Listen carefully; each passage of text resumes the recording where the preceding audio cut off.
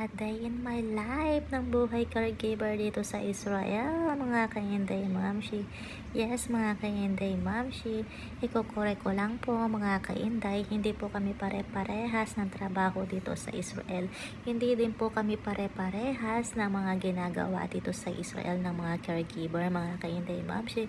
At ito nga pong aking lolo ay talagang mahilig lang talaga siyang lumabas, mga ka-Inday Mamshi. Mahilig siyang kumain sa mga restaurant, mga ka-Inday Mamshi. Ito nga ang aking lunch ngayon ay seafood pasta, mga ka-Inday Mamshi. Yan po ang aking pagkain ngayong tanghalian at wala tayong kanin, mga ka-Inday Mamshi. Kung tawagan dito ay ores. At yan nga, pagkatapos namin kumain, mga ka-Inday Mamshi, ay nagkape naman ako, mga ka-Inday Mamshi, para naman yung lasa ng seafood ay mawala sa bunganga ko, mga ka-Inday Mamshi. Ay nga, at ubos na yung aking pagkain, mga ka-Inday Mamshi.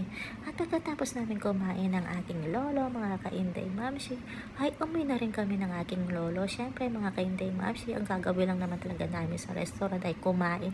Pagkatapos ay umuwi dahil ang lolo ko, pagkatapos kumain ay inaantok na, mga ka-Inday Mamshi. Kaya kailangan na namin umuwi, mga ka-Inday Mamshi.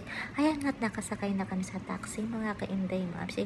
Ang restaurant na pinuntahan namin ay Rustico Basel, mga ka-Inday Mamshi, at hindi rin to kalayuan sa aming tinutuluyan ng lolo ko, mga ka-Inday Mamshi, dahil nga lang nag-wheelchair siya, kaya nagtataksi kami, mga ka-Inday Mamshi.